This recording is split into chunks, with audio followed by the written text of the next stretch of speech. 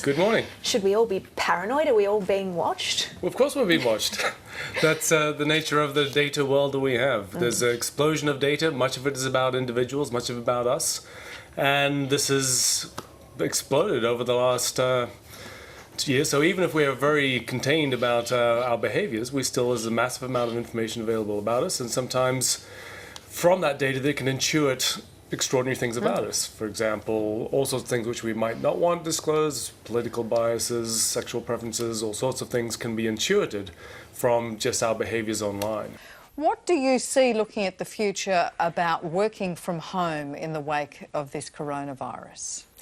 One of the first things to look is there are many organizations that for a long time have enabled people to work at home a lot, a little, and it's worked very well for them. They understand that. Now, there's also many organizations that have never countenanced being able to have people where you can't supervise them and watch their work. But they are discovering that if they go about it the right way, this in fact not only can enhance productivity, it also makes people happier. Well, there's two forces at play here. One is that we are connected, so jobs can be done anywhere. The other is that automation. So computers have unimaginable capabilities. So some of the jobs can be affected, for example, back office jobs. Fairly obviously, document processing is something that computers can do. See, we used to have typing pools, didn't we? We do. They've all gone, so it's been happening for years. Well, that's right. I mean, the whole history of humanity is that jobs have been replaced by machines. It's just happening at a faster and faster pace. But for example, truck drivers. So in mining, we're starting to see the trucks being driven by machines, and increasingly we're going to see that trucks on highways are going to be driven by machines, but also referees. Referees?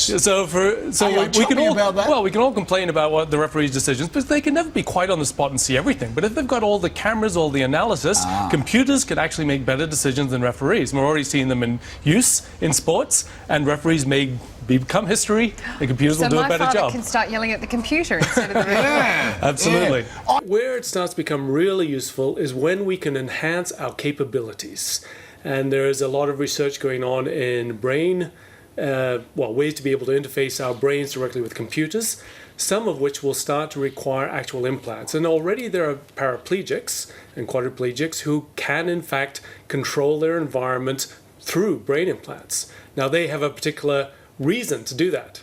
But as with these advanced, people who are not disabled may start to choose to modify themselves to have brain implants so that they can give themselves greater capabilities, greater memory, greater ability to think, which might even give them an advantage in the workplace, for example. Virtual bosses, robotic assistants, sounds a little bit far-fetched, I'm not going to lie to you. But is it far away? Well, you've already seen how far we've come. Yeah. And there's two things which are actually transforming everything, but particularly office work. One is we are connected, as I've never before, and also we're getting machines that are becoming more and more capable and competent and intelligent, which can assist us in various ways. So these two things are really transforming both work overall and what the office becomes. Ross, good morning to you. Good morning. So, no architects, no builders, just a printer, come on. Yep, you can do it yourself. So this is open source technology. It's being given to the community where you can actually download these prints. You can choose what building it is you want to print, download them, and you can go. There are lots of machines around in any city in Australia where you can actually create, basically cut out the pieces of wood,